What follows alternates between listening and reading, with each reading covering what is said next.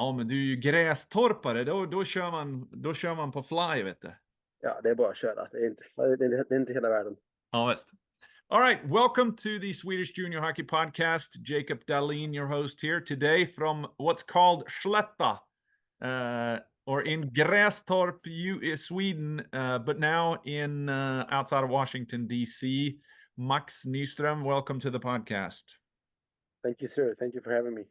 So we have a few common friends. We're going to talk about them. We've talked a little bit offline, and it's amazing how small the hockey world is. But Grästorp, USA, or Grästorp, Sweden, where is that for those who don't know?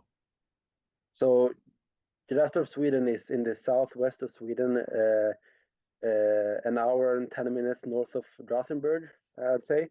Yeah. It's a small town where hockey really is the biggest thing in town. Yeah. Awesome town and kind of farmland country, a lot of pig farms, flat land, wheat and grain fields. Yeah. Some rolling hills, but and what else is the nearest bigger city? Linköping, perhaps? So I think the closest bigger Or city Lidköping? is Trollhättan and Lidköping. Okay. And I'm actually from Trollhättan, but I play hockey in Grästorp. We won't hold that against you. So. Yep.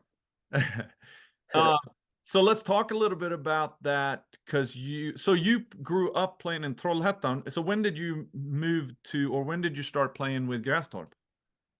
So in my 16U year, we had like our teams play together. Like we kind of combined and played together as one team, because there were not enough players for having two teams. So we kind of had like players from both teams play together, and that was my 16U year. And then after that, my first year of juniors in Sweden, my J18 year, I started playing for Grästorp fully. But that's a smaller, much smaller town than Trollhättan. That's kind of weird. Yeah, for sure. Like I think there's like 65,000 people in Trollhättan, and Grästorp maybe have 7, 8, 9,000. Yeah, but a nice rink there. I've been to that rink myself. Yep. And of course, I have friends that are living in outside of Grästorp. Right. But let's talk about that team. So I pulled it up here. The U16 team. Simon Niska was leading the team, who just played with my son in Mariestad. Played ettan there and is finishing the year now back in Grästorp with Division 2. Grästorp in the senior team there. Yeah. Me and Niska, we played together in Trollhättan when we were younger. He's a year younger than me, but he was always like in the team that were above him, like with the 03s and 02s, because he was so skilled and so good. So I played with him a lot, and that year in 16U he had a decent amount of points, I remember. Yep, 17 games, 34 points, not too shabby. Of course, this was U16, and was that I've heard some talks about that. Did you guys beat Frölunda that year or something, or what was it?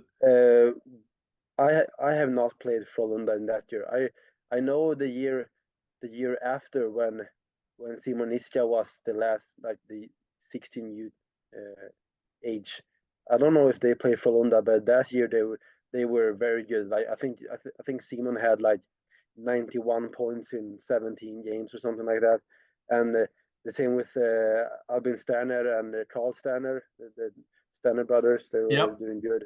Albin Lidberg too. So I was about to get to Sterner. Of course, the big name on this, we're going to talk about Hurtig, but a little bit, because it's so cool when you can see on a roster when you got a drafted player, right? If you're like me, who's an elite prospect geek. So did Bjarne, Axel's dad, did he coach that team? So Bjarne was the coach for me in Grästorp, yes, correct. He was the coach for the 16U team and both of my years in J18. Okay. So talk a little bit before we talk about the Hurtig, because of course Axel's brother Arvid, who's now playing also in Grästorp for the Division 2 team, right? Arvid is playing in Hockeyallsvenskan. Oh, he's in. Okay, who was it that was? I was just talking to. That's right. He was in. He was in Växjö. That's right. Right. So he was playing in Växjö, and then he got a contract with the SHL team there. And I think after Christmas he started playing with Kalmar in Hockeyallsvenskan, Yes. and Uh, that was Arvid Hurtig, the 03. yeah, who's the older brother? I'm looking. I know who it was. We were talking about Lucas Frank. Right. Who's from Falköping, and he is playing for Grästorp Division 2 now, I believe. Correct. Correct. And hoping to get his sister Felicia, who's a goalie, probably one of the top goalies in Sweden. Yeah. Believe she's an 05. He's an 05 and plays in Brynäs. Brynäs, and she's going to Quinnipiac to play. I heard she got a scholarship or something like that. Yeah, so we're working on getting her on here. So it's kind of this hotbed of these smaller towns, and Yeah.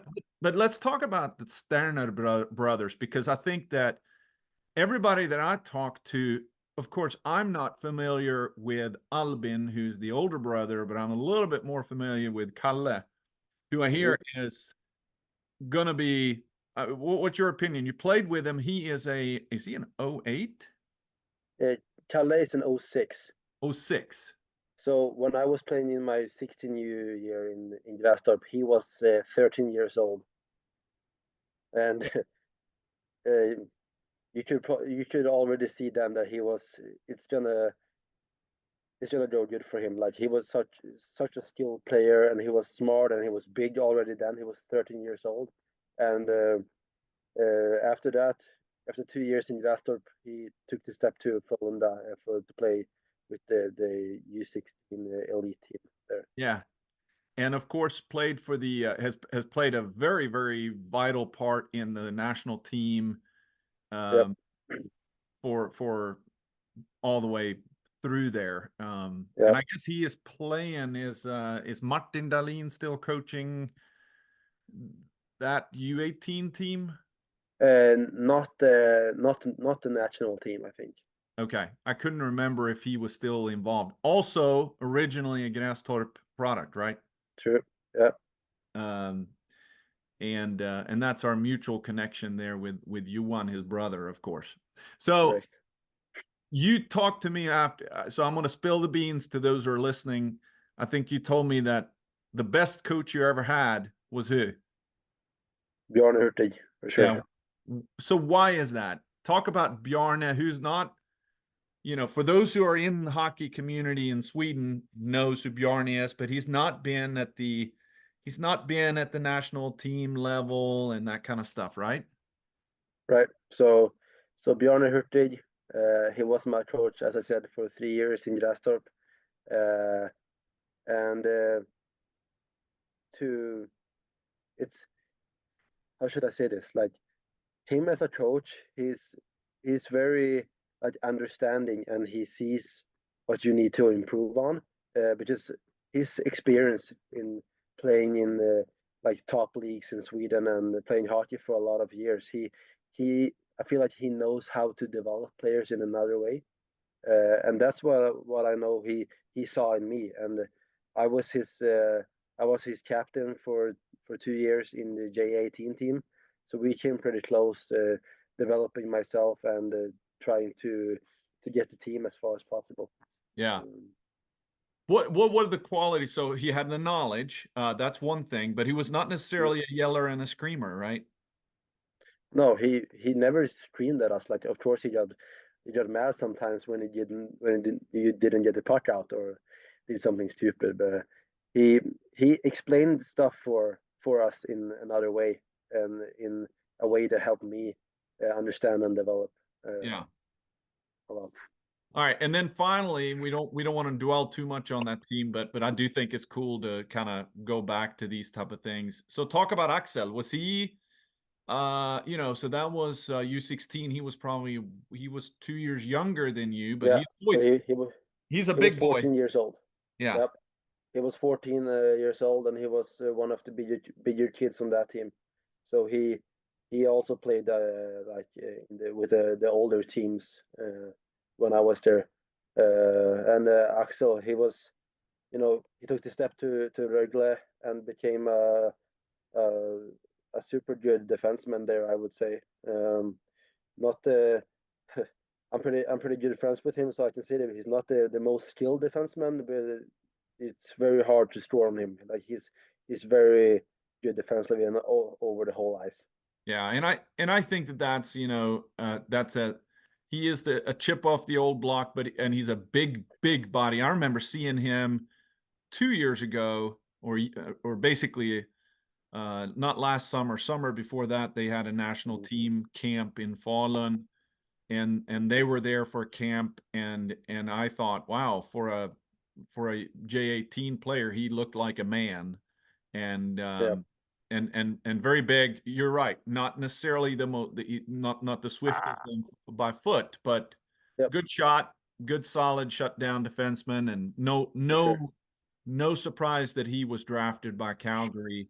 Um, Yeah, and just like a lot of the guys that are following Rasmus Dahlin's footsteps, eventually he'll find himself in the NHL, I would say.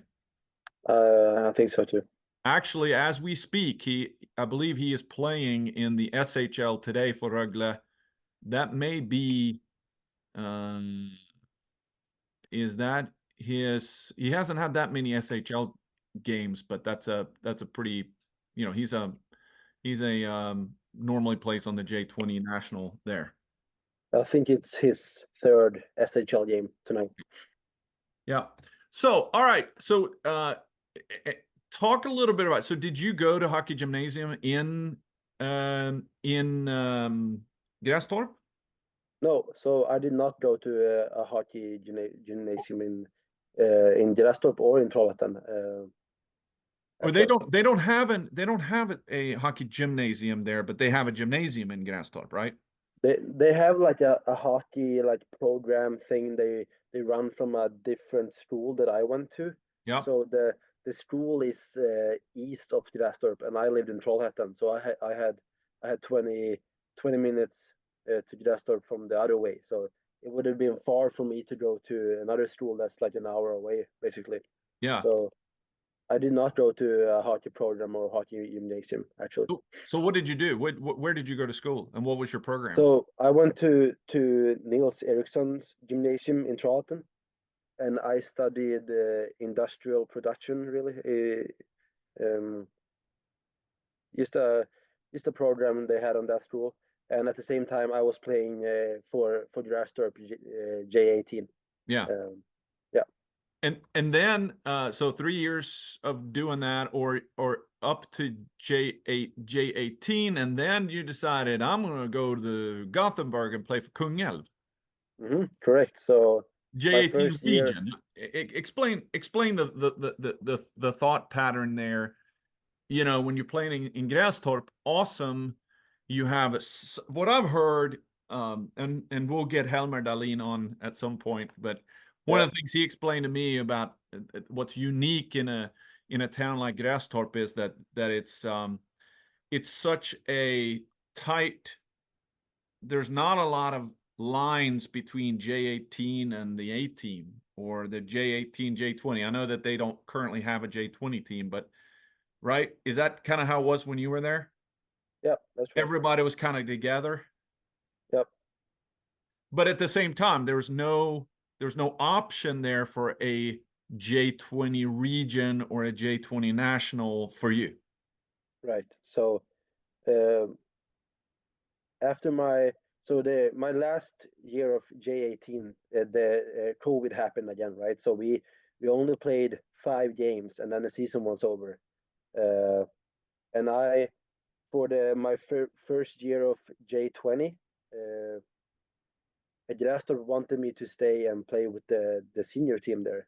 Yeah. Uh, and I felt like I wanted to develop more within junior hockey and take like the next step in my development really. And I felt like playing J20 region would be a better option for me than Yeah. playing senior hockey in as a 17-year-old in Glasgow.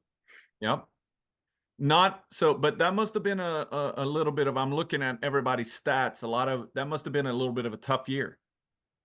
For me personally, No, I'm talking about for the team. You did good. You're third in scoring here in 24 games, but um, did they? I know that they've been up in. I don't know if they've been up and down, but that's a tough league, J20 Region South.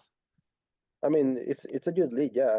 And we weren't the best team in that league, so like if you just look on points and stuff and scoring, we didn't have a lot of points, all of us. I Yeah, think we had one player that were point per game. That was it.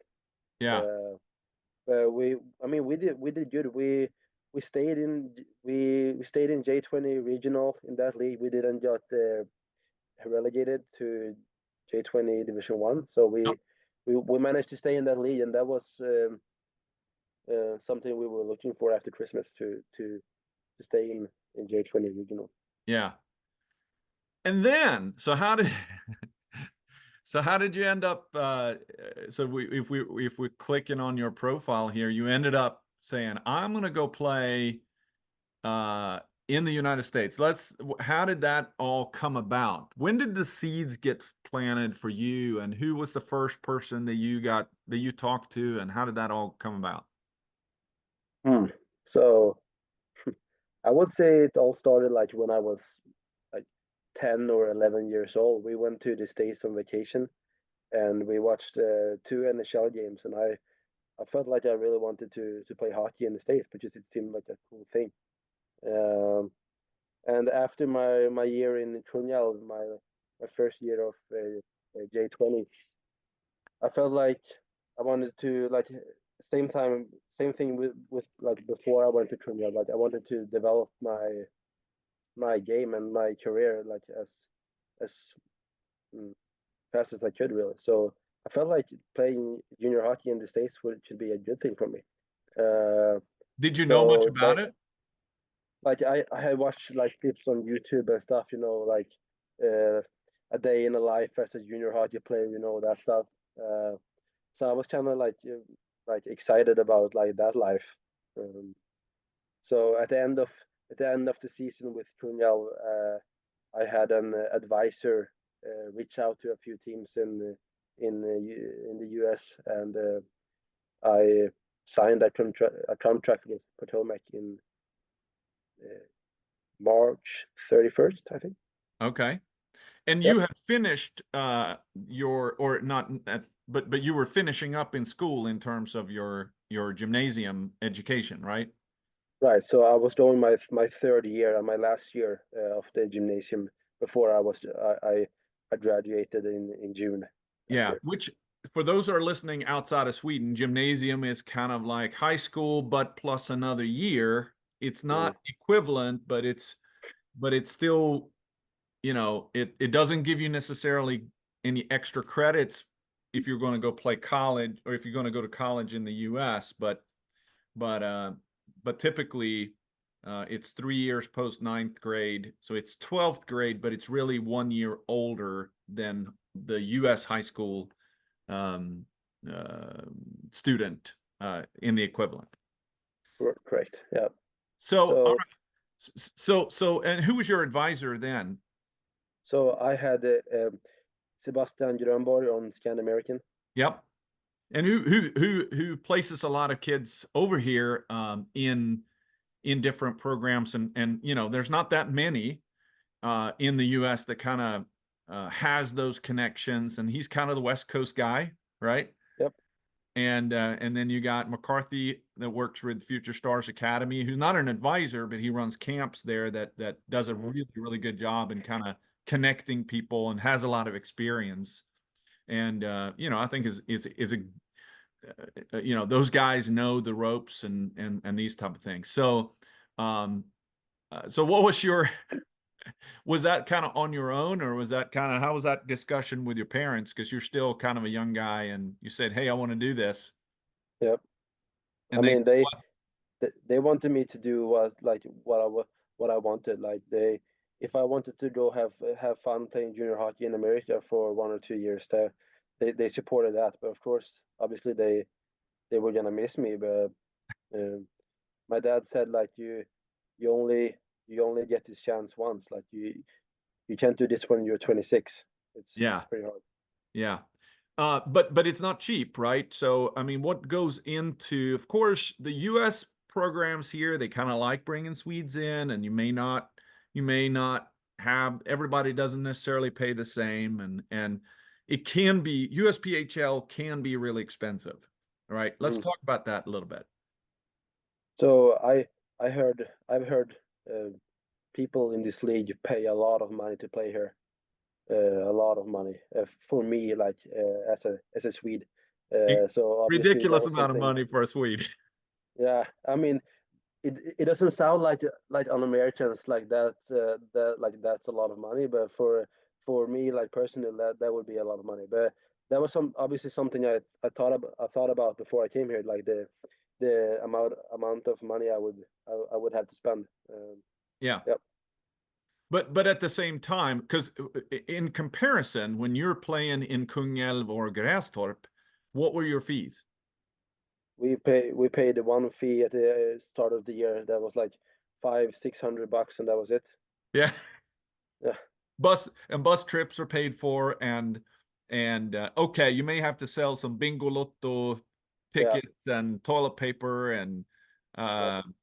uh, um, not sure what else to help with fundraising. But it's really why is it so different is Grästorp, Kungälv, a lot of these teams, they have lots and lots of volunteers. The ice is provided by typically the community rink, so the cost of Right, ice is not as expensive, and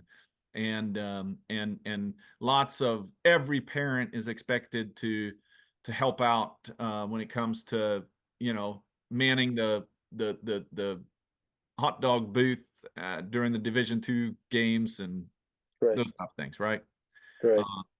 but it is very, very different financially. And so how did that work then? When did you come over to Potomac? So Potomac Patriots plays USPHL Premier, which is located outside of DC, what, in Alexandria or? In Dale City, it's called. Okay, didn't know that. Yep, Dale Um, City. So southwest of DC, about 30 minutes south. okay. And so when did you go over there? So I came to DC on the 1st of August, really, on 2022. So that year in August. Yeah. And no school at that time, right? Or did you do any kind of studying?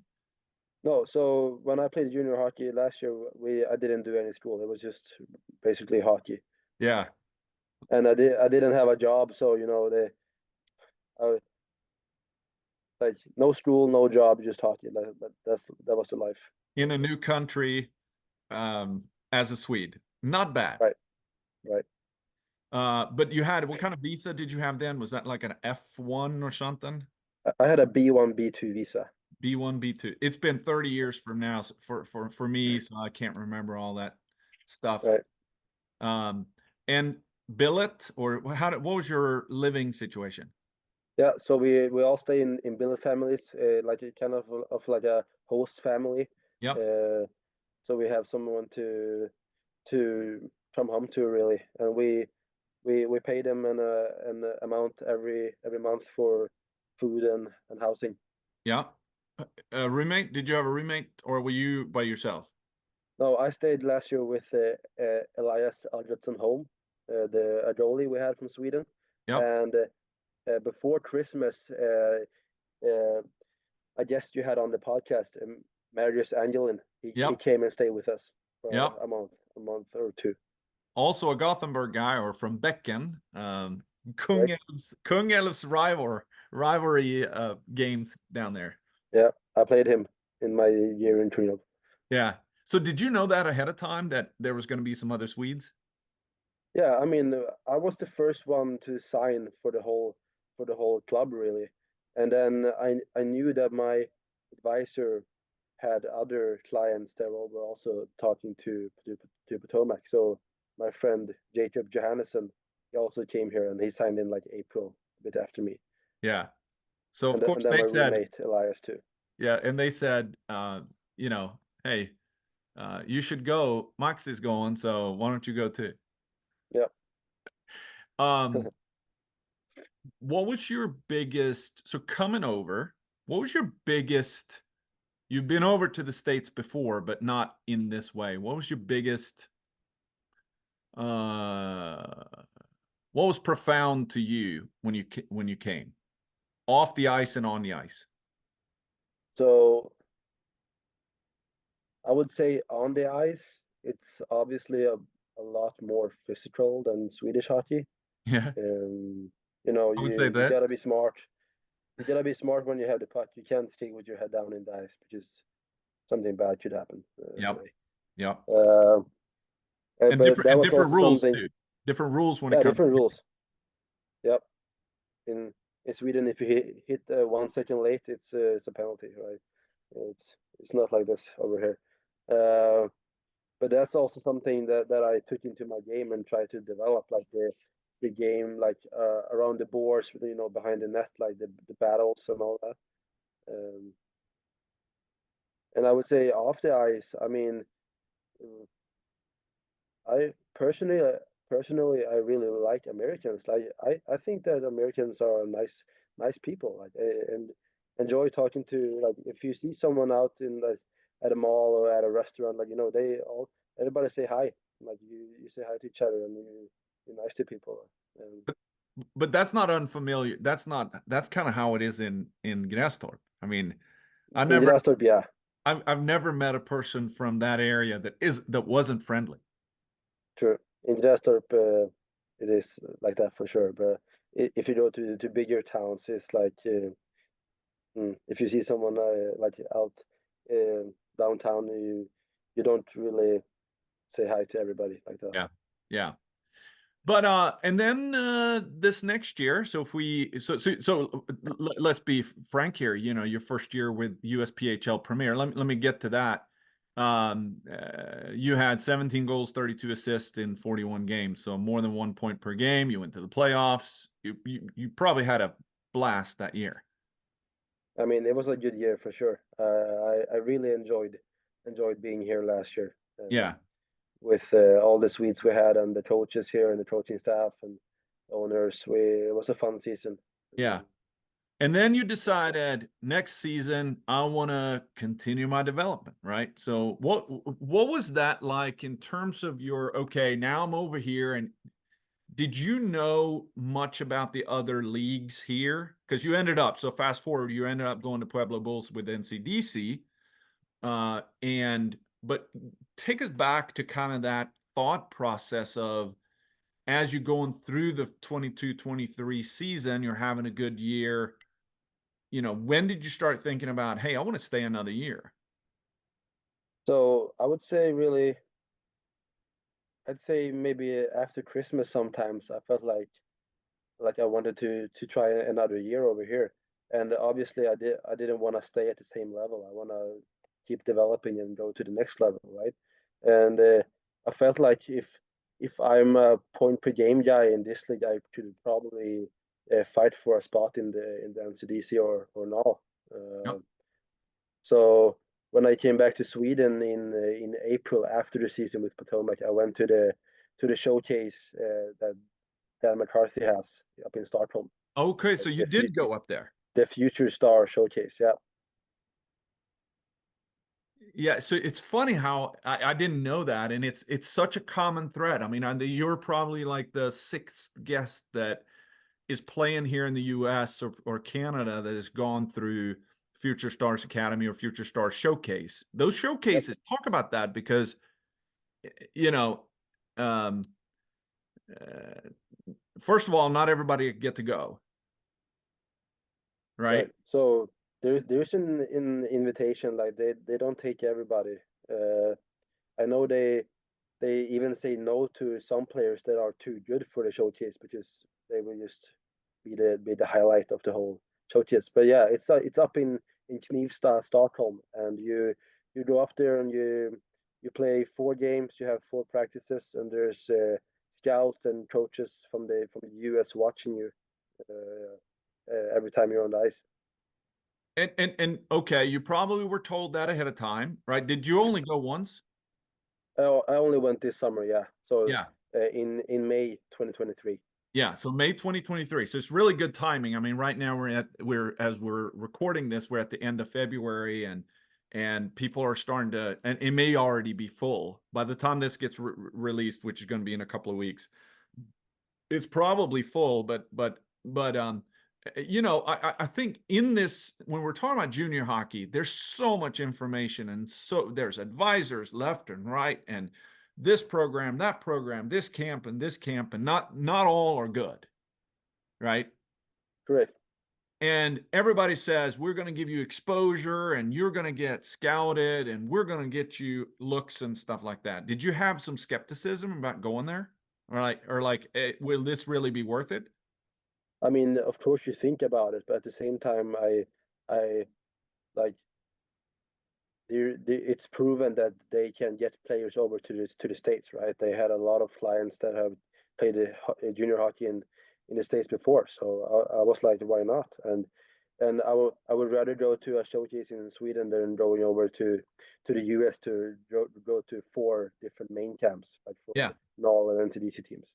Well, talk about then. So how did you do in the, so you played on some teams, but at the same time, the teams were, I mean, it's not like the main thing was for you to win the games and win the tournament that is going to get you over there. It's going to be, they're going to look at who's this kid and Hmm. is this something I'm interested in, right? Yeah, at the showcase, you don't really, at least not me. Like I didn't play to win the hockey game. You know, I played to show myself as a hockey player and show all my skills really. Uh, So did that result in you getting in touch with NCDC? yeah, I mean, at the same time, so the Pueblo Bulls they signed an affiliation with the Potomac Patriots, and Nice. that happened last spring. And so around this time in May 2023, that summer. Uh, and I had a few teammates there that were tendered by the Pueblo Bulls, and I felt like Pueblo were somewhere that I wanted to play for. Seeing seeing online all their fans and that division seemed kind of cool. So And that year was the first year in the NCDC for them, right? yeah, so they were in the expansion division from the Premier up to the NCDC in the West. Yeah. And so let's talk about that next. So NCDC, Pueblo Bulls, not Washington, D.C. It's a bit different for sure. It's a it's Where is a Pueblo? So Pueblo is located 2 hours south of Denver in Colorado. Uh, so yeah, for sure, a bit different from Washington D.C. But for you being, okay, now you've been on I mean, because if you're playing in Potomac, that's like suburb of the big city, and it's not countryside, Right. right? I mean, I know that some of it you can get out there, but it's really, you know, every fast food, every restaurant, every shopping center, every corner looks about the same. And it's the same Yeah. over there as it is in Boston, as it is in Raleigh, North Carolina. They're all the same. It's just Yeah. different sizes, right? Hmm. But Colorado looks different, feels different, is different. Yeah. I mean, like around the city of Pueblo, we had mountains and like desert really. Yeah. We But didn't what have an that in awesome DC. what an awesome experience for you to be able to go and be somewhere different and in a different culture as well. For sure. I really enjoyed where Pueblo was located because I personally like mountains and the rivers and like the wildlife. Yeah. Um, yeah. So what was the biggest difference there? I know that you had, of course, some bad luck. I mean, bad luck with injury, and that kind of derailed what your plans were. We'll talk about, but okay, the process of going playing in the USPHL versus NCDC, it is a big step up, right? What do you I think? mean, I would say so. Yeah, Uh, because I had to go to their main camp, right? And that was in the beginning of August last year. And when I went there, I didn't know if I was gonna make the team or not. Like that's how May camps work. Uh, I know I wanted to try to play in the NCDC for sure. So I went there with an open mind to I could grab a spot, and I ended up being on the training camp roster. Yeah. And so when did you get hurt? So uh, first time I got hurt was like second week of training camp. Oh, Yeah. Um, that then it was my left groin that was hurting. yeah. You don't really need a Yeah, groin playing hockey anyway, right? true. You don't need a groin to skate at all. So what was it like there? Because NCDC, USPHL Premier, not a lot of people go and watch spectators, right? But Right. in the central, is it called the central in the NCDC? It's called the West Division, the West Division. Midwest. You know, I had Lucas Carlson, who at the time he is with Idaho Spud Kings now, but he was telling me they had 5,000 people in the stands. Playing that division is very different from out here in the East in Potomac. At the home games in Pueblo, we had about 7, 8, 900 fans at the game. And then it wasn't even full. Like it wasn't sold out. There was a lot of empty seats, and there Yeah. was still like 800 people. And we went to Idaho to play his team, Lucas' team, and they had 5,000 people sold out in that rink. That What was was that probably like? the biggest, like the most exciting hockey game in my career for sure. Playing in front of all those fans. Yeah. No, I mean that's what's great, right? And I wish it was like that everywhere, but it's unique. They've got something going there Yeah, with that team. But so talk about the differences in the USPHL Premier versus NCDC in terms of professionalism within organizations a little bit. Now, Pueblo, that was the first year, but I'm sure they're trying to establish themselves, but a little bit more professional, more people working for the organization. Is that right? I mean, yeah, for sure. Like at the home games, you had security guards. You had people going on the ice, like in the intermissions. You had people working in the cafeteria. There was a lot of people working at the games, Yeah. that made it seem more professional than out here in the East Division.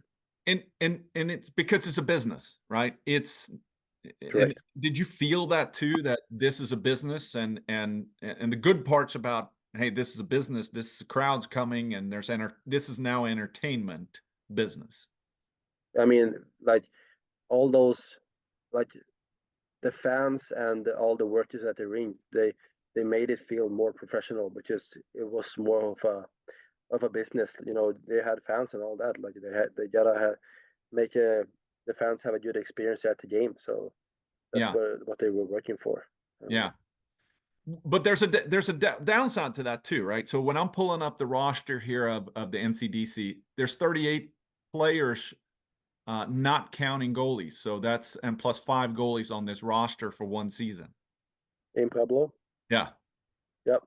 Uh, Um, For, you for, know, for, for the full year, which means what? There's people coming and going, and it's not a and that's not all due to injuries, right? It's a little bit of a correct. cutthroat, which is very different than Grästorp, Kungälv in Sweden, where Hmm.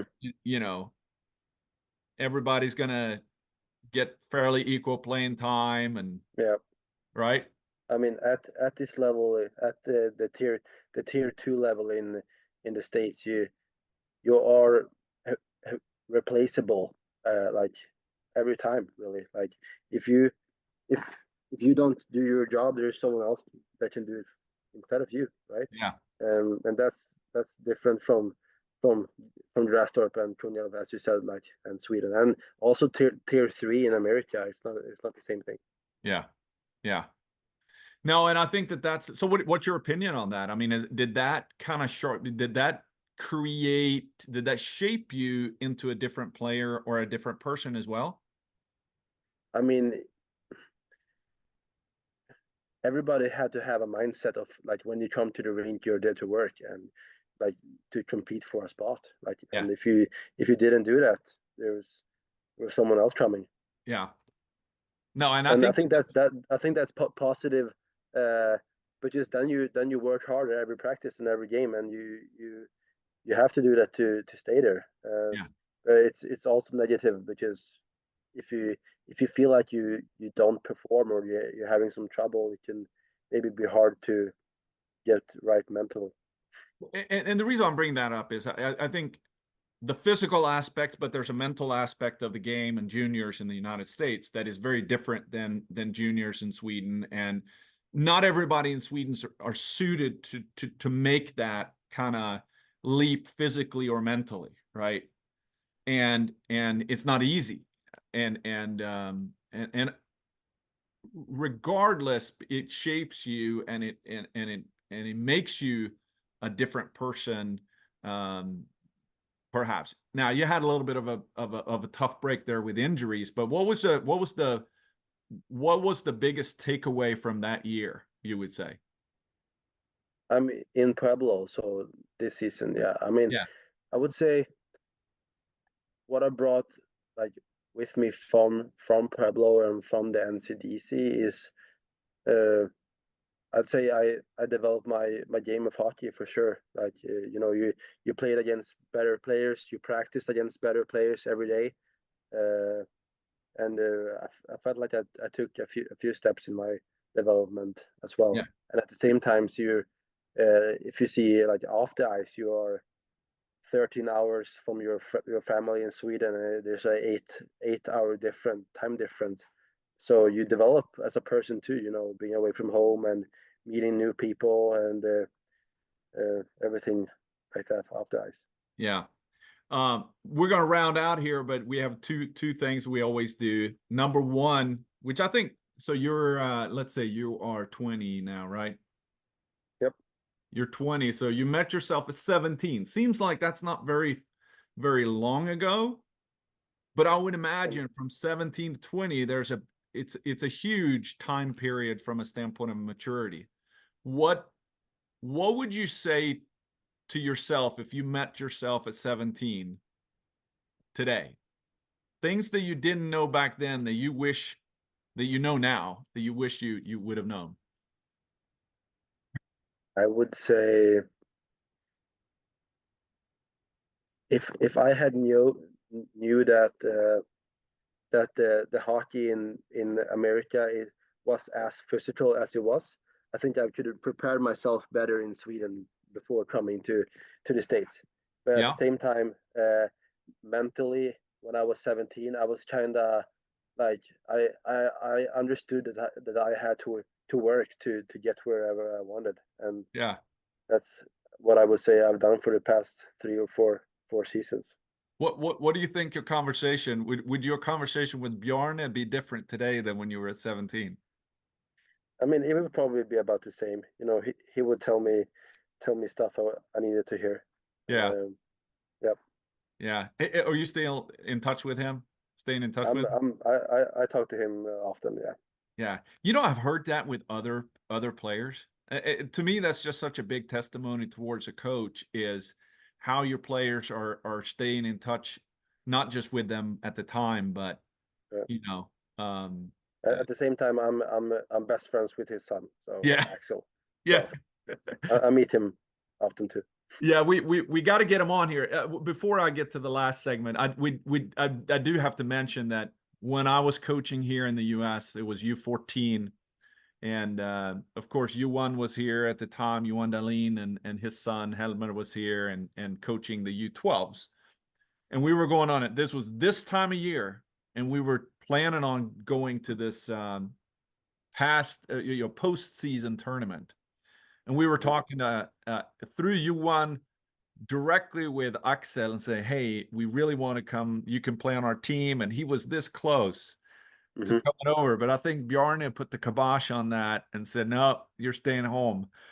Uh, Oh, so that would have been what could have been if we brought Axel with us on that, and we probably would have gotten you with us then too. Maybe, yeah. I mean, I remember Axel talking about, yeah, I might go play a tournament in the States this spring. I'm excited and everything like that. But if Bjarne told him to stay in Sweden, that was probably the best option for him. Yeah, and what ended up happening was I think it was TV-pucken year, and there were spring camps, Oh yeah, and it was all about the preparation for that, which in retrospect was 100% the right advice and the right decision to do. yeah. But it was kind of fun, and it's been fun to then stay in touch because I was talking directly with Axel, who was at the time 14, Hmm. and I remember him being very enthusiastic and very, very mature about the thought, and it's been fun to then kind of keeping up with him in his career and continuing to do so. Hmm. Um, we will have him on at some point, and we may do it around the draft here. I think that's going to be. Yeah. I think what we're going to do is use Axel Hurtig as the inside draft guide to Kalle Sterner. That's going to be fun. That'll be That a could be good. that'll be I'll a fun subject. I'll call Axel after this and tell him to get on the podcast. Yeah, well, I've had multiple people. Helmer has been my insider guy to Uh-huh. we were at Brödernas and having a hamburger, and he's texting with Axel, and so we will make it happen. Yeah. Last thing, we have a partnership with Target Aid, which is a organization out of Stockholm that does fundraising for. They were just successful with a 1.8 million crown fundraising effort with Djurgården. It's exploding there, and one of the things, we have a presence on their site with Swedish junior hockey on targetaid.com. And the presence, the segment that we have is Klubben i mitt hjärta, the club in my heart. And you're going to have a special little section there Okay. highlighting, and we're going to provide content for them and for your club that we provide. And hopefully that can be used in many different ways. But the question to you is, what is the team in your heart? The team in my heart, yeah, I gotta say where I grew up. It's gotta be Trollhättan. Trollhättan. All right. Trollhättan Hockey Club. All right, so Trollhättan. So what's going to happen? We're probably going to get you them in touch with you, and then we will find some ways to make a story out of it that Trollhättan can use to say, hey, we got this kid that grew up here with us, played in Grästorp, played here, played there, and because you're going to go places, there's no doubt in my mind, and that's going to be cool for people in Trollhättan to see. And then they can use it to perhaps use it for fundraising and content on their end as well. That's what we're here to do, is help as much as we can. So, hey, it's been cool. I'm gonna head to the airport and try to pick up Eric as he is back from Sweden, and so it's gonna be fun to see him again. Awesome. Have a great one, and we'll be in touch soon. Yep. Thank you. Have a good day.